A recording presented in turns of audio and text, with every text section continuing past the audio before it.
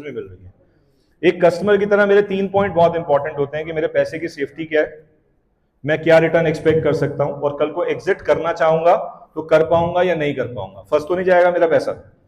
तो पैसे की safety security obviously MVDA RERA आज की डेट में बॉडीज बनी हुई हैं कि लैंड ओन करते हैं। रिटर्न ऑब्वियसली मार्केट ड्रिवन है, और एग्जिट अगर डिमांड होगी, सप्लाई लिमिटेड होगी, तो आप हमेशा एप्रिसिएशन में ही, जहां पे सप्लाई अनलिमिटेड होगी वहां पे आपके लिए एग्जिट करना मुश्किल हो जाता है। तो ये टॉलेस्ट टेंपल है सोभारी वन, 450 एकड़ में एशिया का लार्जेस्ट थीम पार्क है, ठीक है ना। काफी एरिया इसका बन चुका है, काफी। देखिए आज तक जो हुआ, लोग मुझे, मैं कई लोगों से बात करता हूं, वो कहते हैं जी पिछले 3 साल में प्रॉपर्टी ने बहुत ज्यादा जंप ले लिया, अब आगे क्या होगा। सवाल सबके दिमाग में जेन्युइन है, मेरे दिमाग में भी आता है। तो मैं कहता हूं जो 3 साल में हो उसको भूल जाओ, अगले 3 से 5 साल में क्या हो रहा है उसको वेरीफाई करो। अगर उस पर आपको लगता है कि हाँ अगले 3 से 5 साल ऐसी वजहें हैं जिसकी वजह से प्रॉपर्टी अप्रिशिएट करेगी, तो आप इन्वेस्ट करो, नहीं तो किसी भी मार्केट में नहीं करना चाहिए। आज की डेट में जैसे मैं दिल्ली, मेरा ऑफिस है, या नोएडा ऑफिस है, गुड़गांव ऑफिस है, वृंदावन ऑफिस है, टीयर 2 टीयर 3 सिटीज में ज्यादा एप्रिसिएशन है, टीयर 2 टीयर 3 सिटीज में ज्यादा एप्रिसिएशन है। तो ये बहुत सारी वजहें हैं। ये 2030 का मास्टर प्लान है, यूपी सरकार का टोटल बजट है 32,000 करोड़ का, जिसमें सड़क, ये बरसाना गोवर्धन राधाकुंड कॉरिडोर में एक पूरा लूप क्रिएट करना चाह रहे हैं। This is 32,000 crore rupees budget.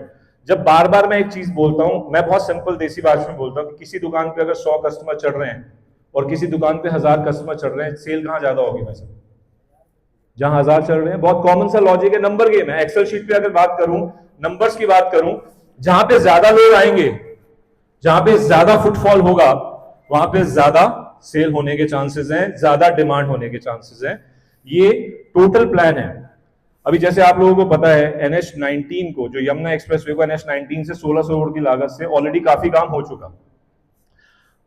जो एक लूप निकलता है वहां पे, मतलब 3 आर्टरी रोड्स हैं उनकी, एक आर्टरी रोड निकल रही है कॉरिडोर की तरफ, एक आर्टरी रोड निकल रही है जहां पे अपनी साइड है लाडली ग्रुप की, वहां से 500 मीटर की दूरी पे, और एक आर्टरी रोड निकल रही है NH19 पे।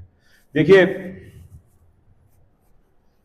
एक डर्टी पिक्चर आई थी विद्या बालन के साथ, है ना, सीरियस हो गया बहुत मामला।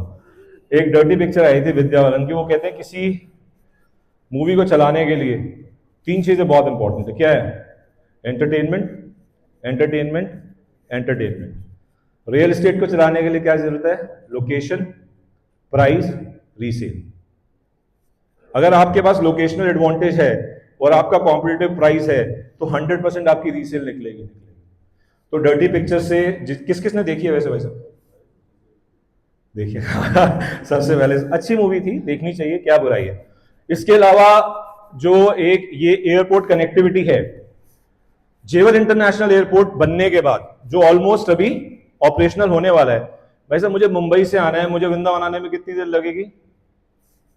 3 घंटे, 4 घंटे, 2 घंटे से ऊपर की फ्लाइट तो नहीं है।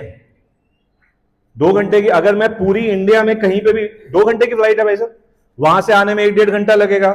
अगर मैं वैसे ट्रेन से आ रहा हूं, जितनी ज्यादा कनेक्टिविटी बढ़ती चली जाएगी, उतना ज्यादा फुटफॉल वहां पे बढ़ता चला जाएगा।